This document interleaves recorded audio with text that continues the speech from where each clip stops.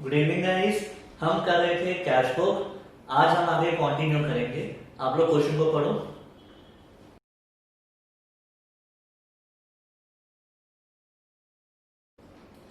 सबसे पहले तो इस क्वेश्चन को मार्क करो, वेरी इंपॉर्टेंट। ठीक है, जैन वन को कैश इन हैंड दिया हुआ है 800। मतलब जैन वन को बैलेंस ब्रॉट डाउन, हमारे पास कैश कितना पड़ा है 800। और बैंक में दिया हुआ है ओवरड्राफ्ट, मतलब बैंक का है नेगेटिव बैलेंस, पेमेंट ज्यादा है, तो बैंक का बैलेंस ब्रॉट डाउन आएगा इस साइड। तो बैंक में आएगा balance brought down by balance brought down, और बैंक का बैलेंस है 5700, राइट। ओवरड्राफ्ट है इसलिए इधर आया नेगेटिव साइड। उसके बाद Jan 5 received a cheque from Ram.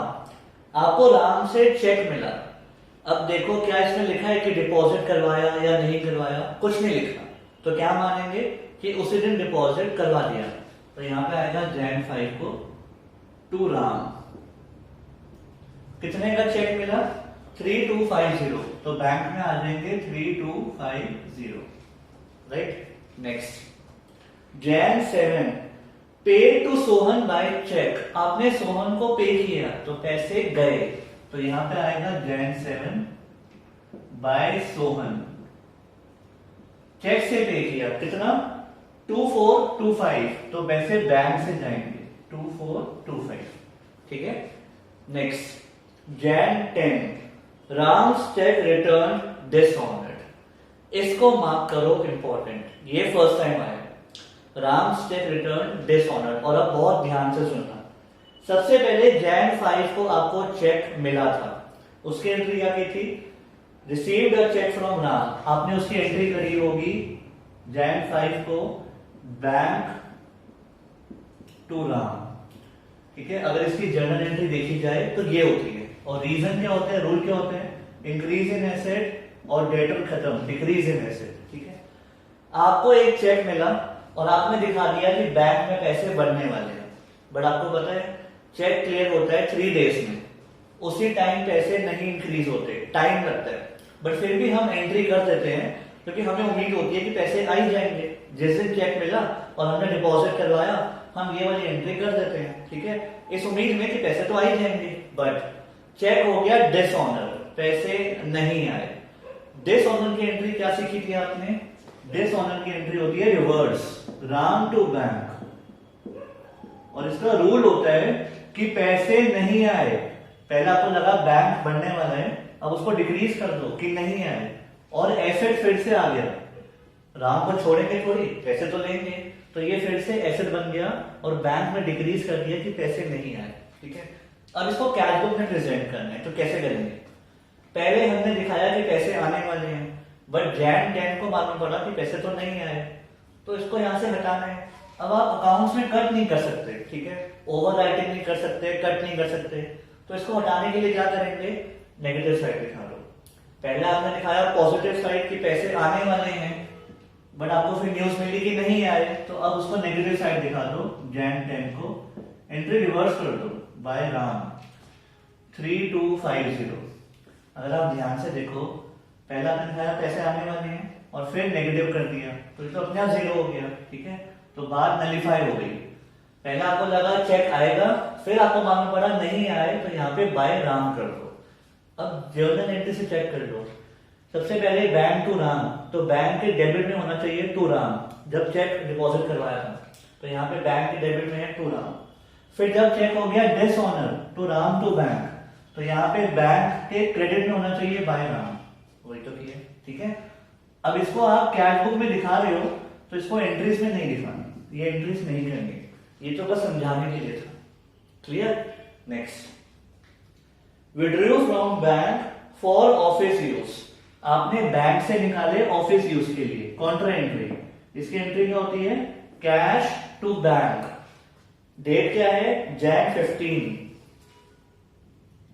तो बेसिकली कैश आया, आपने बैंक से पैसे निकाले ऑफिस में ले आए, तो कैश आया, कहां से आया, टू बैंक। ठीक है, और कितना आया, Jan 15 को आया 250, तो कैश आ गया, और रीजन क्या है, टू बैंक। और बैंक से पैसे गए, कहां गए? बाय कैश, ठीक है, Jan 15, और ये सी जरूर लिखना, कॉन्ट्रा एंट्री, ठीक है। नेक्स्ट, चेक रिसीव फ्रॉम हरी, आपको हरी से चेक मिला। अब ये बताओ कि ये डिपॉजिट करवाया या नहीं करवाया। जब कुछ लिखा नहीं होता तो एक बार नीचे चेक कर लेना चाहिए। नीचे लिखा हुआ है Harish cheque was endorse in favour of Mukesh. अब ये आ गया नया पॉइंट, ठीक है, इसको भी मार्क करो, वेरी इंपॉर्टेंट, Jan 25 को। और अब बहुत ध्यान से सुनना। सबसे पहले तो Jan 20 को हमें हरी से चेक मिला, ठीक है, हमने बैंक में डिपॉजिट नहीं करवाया, हमने उसको अपने घर में, ऑफिस में, ड्रॉर में रख लिया, ऑफिस के ड्रॉर में। तो Jan 20 को क्या एंट्री होगी वो सोचो। जब आपको चेक मिला तो Jan 20 को आप बोलोगे cheque in hand, cheque in hand to Hari, ठीक है। एक बार दोबारा, सबसे पहले आपको Jan 20 को हरी से चेक मिला, ठीक है। अभी ये एज्यूम कर लो कि ये डिपॉजिट नहीं करवाया, क्योंकि आगे कुछ मेंशन है, अभी समझाऊंगा। आपको चेक मिला और आपने इसको ऑफिस के ड्रॉर में रख लिया, तो इसकी एंट्री क्या होगी? Cheque in hand to Hari. Reason, cheque in hand asset है और डेटर क्लोज, ठीक है। कितने का मिला? 1200 का, तो चेक इन हैंड मिला 1200 का, ठीक है। आगे सुनना, Jan 25 को आपने वही चेक एंडोर्स कर दिया मुकेश को। इसका मीनिंग क्या है पहले वो समझाता हूं। देखो, आपको हरी से चेक मिला, ठीक है। अब क्या हुआ, 5 डेज के बाद मुकेश आया अपने पैसे मांगने। हमने मुकेश के पैसे देने थे, कुछ उधार पे लिया होगा, उसकी पेमेंट करनी थी, हमारे पास कैश मान लो कम है, तो हमने मुकेश को बोला कि ये चेक पड़ा है हमारे पास, मैं ये तुम्हें दे देता हूँ, मतलब जो मेरे पास चेक पड़ा है वो चेक ले लो। ऐसा हम कर सकते हैं, हम चेक एंडोर्स कर सकते हैं। हमने यही चेक मुकेश के नाम पे करवा दिया, अपना बस साइन करना होता है, ठीक है, कि ये चेक आपका हो गया। तो बेसिकली जो चेक था अब वो हमने मुकेश को दे दिया, तो हमारा तो एसेट गया और जो लायबिलिटी थी वो भी पे ऑफ हो गई। तो उसकी एंट्री क्या होगी, यहां देखो, उसकी एंट्री होगी Mukesh to cheque in hand, Mukesh to cheque in hand. हमने 1200 का चेक मुकेश के नाम कर दिया, तो लायबिलिटी खत्म और एसेट गया। पॉइंट पता है क्या है, आपको हरी से चेक मिला था, ठीक है, और वही चेक मुकेश को दे दिया। अगर आप ध्यान से सोचो, पैसे ना आए ना गए, बार बार से काम हो गया। आपको किसी से चेक मिला था, आपने बैंक में नहीं डाला, तो पैसे तो आएंगे नहीं, अपने आप तो बढ़ेंगे नहीं। और आपने जब पेमेंट करी मुकेश को, अपने अकाउंट से नहीं करी, वही हरी का चेक दे दिया उसको, तो आपका तो कुछ ना आया ना कुछ गया, ठीक है। तो कैश बुक में इसका कोई ट्रीटमेंट नहीं होता। आई रिपीट, जब आप कोई चेक एंडोर्स करते हो तो कैश बुक में उसका कोई ट्रीटमेंट नहीं होता। रीजन, जो चेक बाहर से आया था आपने वही चेक बाहर दे दिया, पैसे ना आए ना गए। पहले बस ये दिखा दो चेक मिला और फिर ये दिखा दो कि चेक दे दिया, तो दोनों की जर्नल एंट्री होगी, हमें यहां पे कुछ नहीं करना, ठीक है। Next, paid rent by cheque. Jan 28 को आपने रेंट पे किया, वो भी चेक से, तो पैसे बैंक से जाएंगे, कितने? 150। Last point, Jan 30 bank charges. देखो, अगर बैंक कोई चार्जेस लगाएगा तो आपके तो पैसे गए, आपके अकाउंट से कट होंगे बैंक चार्जेस। एटीएम सर्विस ली होगी आपने या कोई सर्विस ली होगी, तो 25 रुपीज काट लिए, ठीक है। सो ये हमने कंप्लीट कर लिया। इसका बैलेंस सीडी और बीडी आप निकालोगे। बस एक बात ध्यान रखना, जब चेक मिलता है और डिसऑनर होता है तो एंट्री रिवर्स हो जाती है, क्योंकि पहले हमें लगा था कि पैसे आने वाले हैं और फिर वो पैसे नहीं आए, तो नलिफाई। दूसरी बात, जब आपको चेक मिलता है और आप किसी को एंडोर्स कर देते हो तो उसका यहाँ पे कोई ट्रीटमेंट नहीं होता। रीजन, आपको चेक मिला, आपने किसी और को दे दिया, पैसे ना आए और ना ही आपके पैसे गए, उसके वहां से जाएंगे, ठीक है। ये लिख लो और उसके बाद सीडी बीडी निकालो। अब अगर इसको टैली करें तो सबसे पहले कैश का टोटल है 1050, कैश में डेबिट साइड का total 1050। Put the same total on credit side. 1050 में से कुछ भी माइनस नहीं हुआ तो सीडी आ गया 1050 और वही यहाँ पे आके बन जाएगा बैलेंस ब्रॉट डाउन। ठीक है, रही बात बैंक की, तो बैंक की क्रेडिट साइड बढ़ी है क्योंकि नेगेटिव बैलेंस हो सकता है, तो इसका टोटल है 11,800 में से 3250 माइनस किया तो उसका सीडी आ रहा है 8550। अब सीडी अगर इस साइड आया है तो ब्रॉट डाउन आएगा इस साइड 8550, इसका मतलब फिर से ओवरड्राफ्ट बैलेंस। ठीक है, आई होप हो गया होगा, ये लिख लो, फिर नेक्स्ट क्वेश्चन आप करना।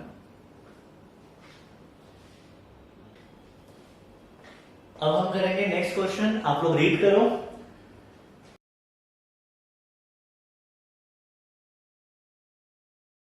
सबसे पहले दिया हुआ है Jan 1 cash at office 130। Jan 1 को दिया हुआ है डेबिट बैलेंस कैश का to balance brought down, debit मतलब ये वाला बैलेंस 130, और बैंक में दिया हुआ है क्रेडिट बैलेंस, क्रेडिट मतलब ओवरड्राफ्ट बैलेंस। ठीक है, कितना दिया हुआ है 2575। तो बैंक में दिया हुआ है by balance brought down but credit balance, credit मतलब ओवरड्राफ्ट लायबिलिटी, तो ये हो गया Jan 1 को बैलेंस ब्रॉट डाउन। ठीक है, next Jan 2 cash sales, goods बेचे पैसा आया, तो Jan 2 को टू सेल्स कैश आए, कितना आया 1570। ठीक है, next Jan 3 deposited into bank, bank में डिपॉजिट करवाए मतलब कॉन्ट्रा एंट्री, तो बेसिकली बैंक में पैसा आया, कहां से आया टू कैश Jan 3, और कितना कैश आया Jan 3 को आया 1500, तो बैंक में पैसे आ गए 1500, कहां से आए टू कैश, और कैश गया और कहां गया बाय बैंक, ऑफिस में से कैश गया और बैंक में गया, कब Jan 3, सी लिखना मत भूलना। ठीक है, नेक्स्ट Jan 5, इसको मार्क करो इंपॉर्टेंट, 5 को भी और 7 को भी। मोहन अ debtor settled his account of 750 by giving a check for 730। Mohan ने हमें 750 देने थे बट उसने चेक दिया 730 का। ठीक है, उसने अपना अकाउंट सेटल कर लिया मतलब फुल सेटलमेंट, अकाउंट क्लोज। ठीक है, अब पॉइंट ये है कि जो हमें चेक मिला, हमें ये नहीं पता कि हमने डिपॉजिट करवाया या नहीं करवाया, तो मैंने आपको बताया था जब कुछ लिखा नहीं होता एक बार 2-3 पॉइंट्स नीचे चेक कर लिया करो। तो अगले ही पॉइंट में लिखा है Mohan check deposited into bank, इसका मतलब हमने Jan 7 को डिपॉजिट करवाया, तो मतलब Jan 5 को तो डिपॉजिट नहीं हुआ होगा ऑब्वियसली, तो Jan 5 को आएगी चेक इन हैंड, और वो एंट्री कहां आती है जर्नल में। तो बहुत ध्यान से देखना, सबसे पहले Jan 5 की एंट्री आएगी चेक इन हैंड, कितने का चेक मिला 730 का, चेक मिला 730 का, ऑल्दो मोहन से मिलने कितने थे, मोहन से मिलने थे 750, उसका अकाउंट तो क्लोज हुआ 750 का, तो बाकी का क्या हो गया डिस्काउंट अलाउड, आपने 20 रुपीज का डिस्काउंट अलाउ कर दिया। ठीक है, तो ये बेसिकली एसेट, ये आपका एक्सपेंस या लॉस, और एसेट क्लोज। तो एक बार अगर दोबारा देखा जाए Jan 5 को आपको चेक मिला 730 का, जबकि मिलने कितने थे 750, तो 20 का आपने डिस्काउंट दे दिया ऑब्वियसली। ठीक है, उसके बाद Jan 7 को आपने वो चेक बैंक में डाला, तो अगर उसकी एंट्री सोचें Jan 7 को, तो क्या होगी, जब आप बैंक में डिपॉजिट करवाओगे तो उसकी एंट्री होगी bank to cheque in hand, bank to cheque in hand. Although entry करनी नहीं है, बस समझाने के लिए बता रहा हूं, 730 से ये एंट्री हो जाएगी, right, bank to cheque in hand 730, क्योंकि चेक तो है ही 730 का, ऑल्दो ये एंट्री करनी नहीं है क्योंकि उसको तो यहां प्रेजेंट करेंगे, तो Jan 7 को आएगा यहां पे टू चेक इन हैंड, और कितना आएगा अकाउंट में 730। ठीक है, एक बार दोबारा, जब आपको चेक मिला और आपने डिपॉजिट नहीं करवाया तो पैसे तो अपने आप आएंगे नहीं, तो तो वो एंट्री होगी जर्नल में। और जब डिपॉजिट करवा दिया, अब तो अकाउंट में आने वाले हैं, तो अब जर्नल में नहीं होगी। जो बात यहाँ पे आ गई वो एंट्री में नहीं दिखानी, राइट। तो यहाँ पे आ गया टू चेक इन हैंड 730। उसके बाद bought goods for 450 and paid by cheque, आपने गुड्स खरीदे और चेक से पे किया Jan 10, तो यहाँ पे आएगा Jan 10 बाय परचेजेस, पैसे गए बैंक से कितने 450। उसके बाद परचेज स्टेशनरी 75, इसमें तो आपका कैश गया, तो बाय स्टेशनरी 75, क्योंकि चेक के बारे में मेंशन नहीं है तो कैश गया, ठीक है। Next, Mohan check return dishonoured, इसको भी मार्क करो, वेरी इंपॉर्टेंट, ठीक है। अब आपको 3 पॉइंट्स बहुत ध्यान से देखने हैं, एक Jan 5 का, एक Jan 7 का और एक Jan 18 का। सबसे पहले 5 को हमें चेक मिला और हमने लिख दिया cheque in hand discount allowed to Mohan, ठीक है। मोहन से 750 लेने थे बट हम 730 में मान गए क्योंकि पेमेंट आ गई है और कैश डिस्काउंट दे दिया। फिर वो चेक Jan 7 को हमने डिपॉजिट करवाया, तो उसकी एंट्री लिखी टू चेक इन हैंड, यहाँ पे पैसा आ गया, ठीक है, हमें उम्मीद थी। बट Jan 18 को मालूम पड़ा कि वो चेक हो गया डिसऑनर। डिसऑनर मतलब पैसे नहीं आए, बैंक में पैसे नहीं आए। सबसे पहले उसकी एंट्री सोचो, उसकी एंट्री क्या होनी चाहिए, मोहन फिर से हमारा बनेगा एसेट, तो उसकी एंट्री होनी चाहिए मोहन टू बैंक, ठीक है। यहाँ पे Mohan to cheque in hand मत बोलना, रीजन चेक इन हैंड पहले मिला था और डिपॉजिट हो गया था, चेक इन हैंड तो क्लोज हो चुका है, चेक इन हैंड तो क्लोज हो चुका है। हम ये दिखाना चाहते हैं कि बैंक में पैसे नहीं आए, क्योंकि हमें लगा था कि बैंक में पैसे आने वाले हैं बट बैंक में पैसे नहीं आए, तो वो डिक्रीज हो गया और मोहन हमारा एसेट इंक्रीज हो गया। बट सिर्फ इतनी सी एंट्री नहीं है, मोहन टू बैंक नहीं है, कुछ और भी है।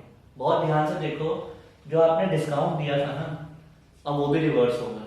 रीजन, आपने डिस्काउंट दिया था क्योंकि वो आपको पेमेंट कर रहा है, इसीलिए आपने कैश डिस्काउंट दिया था, और अब तो पेमेंट हुई नहीं, तो अब डिस्काउंट भी किस बात का, तो डिस्काउंट भी होगा रिवर्स, मतलब कैंसिल। तो डिस्काउंट अलाउड भी होगा रिवर्स, ठीक है। हमारा एक्सपेंस खत्म और हम मोहन से पूरे 750 लेंगे, ठीक है। आई रिपीट, बैंक में पैसे नहीं आए तो इसलिए वो तो डिक्रीज हो गया, पहले आपको उम्मीद थी कि आने वाले हैं, डिस्काउंट कैंसिल और मोहन से लेंगे पूरे 750। बट बैंक वाली बातें तो यहां आती हैं, यहां देखो, आपको उम्मीद थी कि पैसे आने वाले हैं अकाउंट में 730 बट नहीं आए, रिवर्स कर दो, तो Jan 18 को वहां पे by Mohan, by cheque in hand मत लिखना बस, क्योंकि वो तो कैंसिल हो चुका है। बाय मोहन कितने नहीं आए, 730 नहीं आए, ठीक है। तो Jan 18 को आपने यहां पे लिख दिया बाय मोहन, पैसे नहीं आए। ये देखो, मोहन टू बैंक है ना, लेजर पोर्शन सोचो, बैंक के क्रेडिट में आएगा बाय मोहन, ठीक है।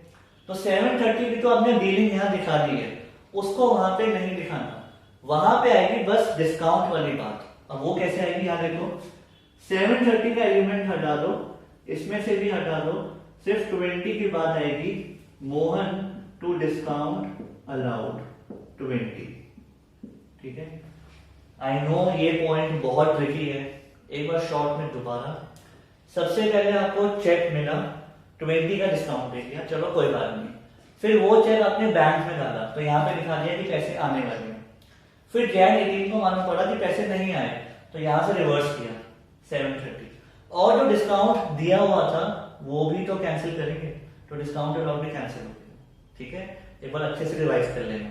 Next, Jan 20 received a cheque for 1500 from Vijay, कुछ मेंशन नहीं है और नीचे भी कुछ नहीं लिखा, तो हम ये मानेंगे उसी दिन डिपॉजिट करवा दिया। तो Jan 20 को चेक मिला विजय से, तो टू विजय, Jan 20 कितने का मिला, 1500, तो बैंक में पैसे आने वाले हैं, ठीक है। Next, withdrew for office use, office use के लिए पैसे निकाले बैंक से, इसकी एंट्री होती है कैश टू बैंक। तो बेसिकली कैश आ गया, कितना आ गया, कैश आ गया 475, कहां से आया, टू बैंक,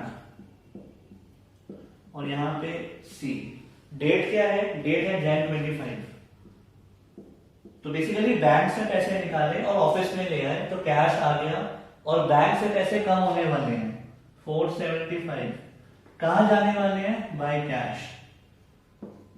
ठीक है, यहां पे सी Jan 25। ठीक है, नेक्स्ट, और ये एंट्री नहीं करनी क्योंकि तो ऊपर आ गई। उसके बाद next Jan 28 paid salary by cheque 1000। Jan 28 को आपने सैलरी पे करी चेक से, तो पैसे करे बैंक से 1000। उसके बाद रेंट पे किया लेकिन वो कैश पे किया, तो Jan 28 बाय रेंट कितना पे किया? कैश में 150। ठीक है, तो दिस इज इट। ये मैंने सब कुछ पुट कर दिया। इस पॉइंट में मेन क्या था, नया पॉइंट क्या था कि जब चेक होता है डिसऑनर तो डिस्काउंट को भी रिवर्स करना होता है। ठीक है, ये आपको ध्यान रखना है, ये लिख लो। इसके बाद सीडी और बीडी निकाल दो। अब इसका टोटल अगर टैली करें तो कैश में है 2175, डेबिट साइड पे 2175। 2175 में से ये गए तो इसका सीडी आ रहा है 450। और बैंक की बात करें तो ये वाली साइड हायर है 5230। उसमें से ये माइनस किया तो 1500 आ रहा है 1500। तो कैश का बैलेंस पॉजिटिव ऑब्वियसली, और बैंक का इस बार आ रहा है नेगेटिव ओवरड्राफ्ट 1500। ठीक है, ये लिखो। अब हम करेंगे नेक्स्ट क्वेश्चन। इसमें भी काफी न्यू पॉइंट्स हैं तो बहुत अच्छे से देखना। ठीक है, स्टार्ट करते हैं।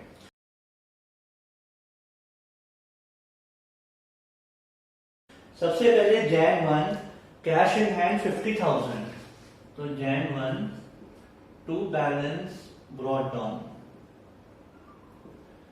कैश कितना है? 50,000, और बैंक बैलेंस कितना है? 70,000। इस बार पॉजिटिव बैलेंस है, ओवरड्राफ्ट नहीं लिखा। उसके बाद Jan 5 received a post dated cheque from Mohan. बहुत ध्यान से सुनना, आज है Jan 5, आपको मोहन से पैसे लेने हैं। ठीक है, उसने आपको चेक दिया लेकिन पोस्ट डेटेड मतलब आगे की डेट का, बाद की डेट का, क्योंकि मोहन के अकाउंट में पैसे नहीं है। दोबारा सुनना, Jan 5 को मोहन ने चेक तो दे दिया लेकिन उस पर डेट Jan 5 नहीं लिखी, उस पर डेट लिखी है Jan 15 या Jan 20, कोई भी आगे की डेट। रीजन, अगर वो Jan 5 की डेट लिख के देगा हम चेक को डिपॉजिट करवा देंगे। ठीक है, बट उसके अकाउंट में पैसे ही नहीं है, चेक बाउंस हो जाएगा। तो मोहन ने जानबूझ के आगे की डेट लिखी है चेक पे ताकि हमें तसल्ली हो जाए, हमें चेक तो मिल गया। ठीक है, और उसके अकाउंट से अभी नहीं कट होंगे, जिस दिन की डेट डाली है उस दिन कट होंगे। समझ पा रहे हो? इसको बोलते हैं पोस्ट डेटेड चेक, मतलब बाद की डेट का चेक देना। तो किस दिन मिला? Jan 5 को मिला, तो Jan 5 की एंट्री होगी नीचे, क्योंकि जो पोस्ट डेटेड चेक है उसे आप अकाउंट में डाल ही नहीं सकते, उसको तो आपको चेक इन हैंड रखना ही पड़ेगा। ठीक है, ड्रॉर में रखना पड़ेगा। जिस दिन उसकी डेट आ जाएगी आप उस दिन डिपॉजिट करवा सकते हो। तो इसकी एंट्री हो गई चेक इन हैंड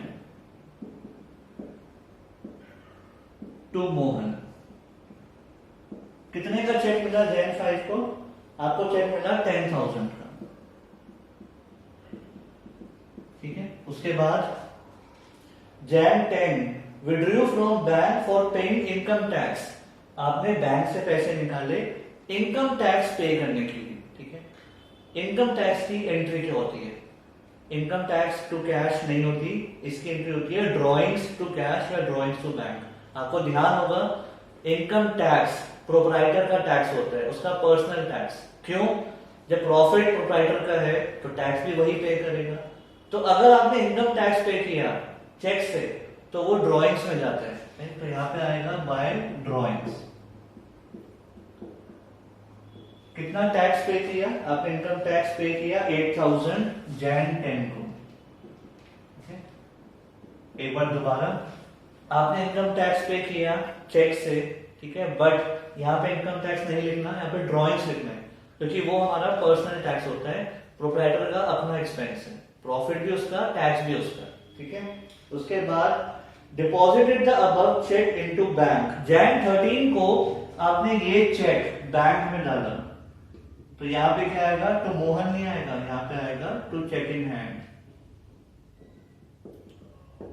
ठीक है, Jan 13 को बैंक में डाला, 10,000 आने वाले हैं। रीजन, मोहन तो पहले ही खत्म हो चुका है, एसेट खत्म हो गया, अब क्या एंट्री होगी, bank to cheque in hand, तो यहाँ पे टू चेक इन हैंड आएगा। उसके बाद paid for life insurance of proprietor, आपने प्रोप्राइटर की लाइफ इंश्योरेंस पे करी, ये बिजनेस की इंश्योरेंस नहीं है, उसकी पर्सनल इंश्योरेंस है। प्रोप्राइटर की लाइफ इंश्योरेंस मतलब मेरी पर्सनल इंश्योरेंस, तो ये भी ड्रॉइंग्स में जाएगा। अगर आपने मशीनरी की इंश्योरेंस पे करी होती, गुड्स की पे करी होती, तो बिजनेस का एक्सपेंस होता। ये तो प्रोप्राइटर का अपना एक्सपेंस है 15,000, तो ये भी हो गया ड्रॉइंग्स, उसका पर्सनल खर्चा। ठीक है, उसके बाद कैश्ड अ चेक, ये नया पॉइंट है, कैश्ड अ चेक। इसका मतलब होता है बैंक से पैसे निकाले। आपने एक चेक लिया, सेल्फ चेक होता है ना, उसमें लिखा है पेड टू माई सेल्फ, मतलब अपने आप को पे करना है, तो बैंक से पैसे निकाले और ऑफिस ले आए, तो इसका मतलब लिख लो कैश विड्रॉन फ्रॉम बैंक। ठीक है, कैश अ चेक मतलब कैश विड्रॉन फ्रॉम बैंक, तो उसकी एंट्री क्या होती है, कैश टू बैंक। तो बेसिकली कैश आ गया, कितना आ गया, कैश आ गया 5,000, तो कैश आ गया, रीजन टू बैंक। ठीक है, बैंक से पैसे निकाले, किस दिन, आपने निकाले हैं Jan 18 को। ठीक है, और बैंक से पैसे गए, कहां गए, बाय कैश, Jan 18 को, सी जरूर लिख लेना। ठीक है, तो कैश का चेक मतलब बैंक से पैसे निकाले और ऑफिस में कैश ले आए। उसके बाद Jan 21, Raj a customer directly deposited into bank, Raj ने डायरेक्टली हमारे बैंक में डाल दिए, तो बैंक में पैसे आ गए। ठीक है, कोई भी कस्टमर हमारे अकाउंट में डाल सकता है, बस अकाउंट नंबर चाहिए। एक बात ध्यान रखना, कोई भी कस्टमर हमारे अकाउंट में डाल सकता है, बट कोई भी कस्टमर अपने आप हमारे अकाउंट से निकाल नहीं सकता जब तक मेरे साइन नहीं होंगे। ठीक है, अगर आपको डिपॉजिट करवानी है मेरे अकाउंट में, आप कभी भी डिपॉजिट करवा सकते हो, जितनी भी फीस जब भी डिपॉजिट करवानी है आप मेरा अकाउंट नंबर लो और जाकर डिपॉजिट करवा दो, मुझे कोई टेंशन नहीं है। लेकिन आप मेरे अकाउंट से निकाल नहीं सकते जब तक मैं उस पर साइन नहीं करूंगा। राइट, तो राज ने हमारे अकाउंट में डाल दिए, कितने, 20,000, तो सीधा हमारे बैंक में पैसे आ गए। ठीक है, उसके बाद Jan 25 रिसीव्ड एडवांस, Jan 25 को आपको एडवांस मिला, कहीं से मिला होगा एडवांस, मतलब पैसा तो आ गया ना। ठीक है, काम करना है बाद में, फिलहाल तो पैसे आ गए। ठीक है, कितने आ गए, 5,000। उसके बाद लास्ट पॉइंट, ये थोड़ा ध्यान से देखना, मार्क करो important, Jan 28 sold goods for cash 10,000, half of the amount was deposited in bank on the same day। Jan 28 को आपने गुड्स बेचे, मतलब सेल्स, 10,000 के गुड्स बेचे और आधा अमाउंट आपने बैंक में डाल दिया। इसको करने के दो तरीके हैं। सबसे पहले इजी वाला वे, देखो आपने गुड्स बेचे 10,000 के, आधा कैश में आ गया, आधा बैंक में, डायरेक्टली कर दो, काम खत्म। आधा दिखा दो कैश में, आधा सीधा बैंक में डाल दो, हो गया। एक और तरीका है, थोड़ा सा कॉम्प्लिकेटेड।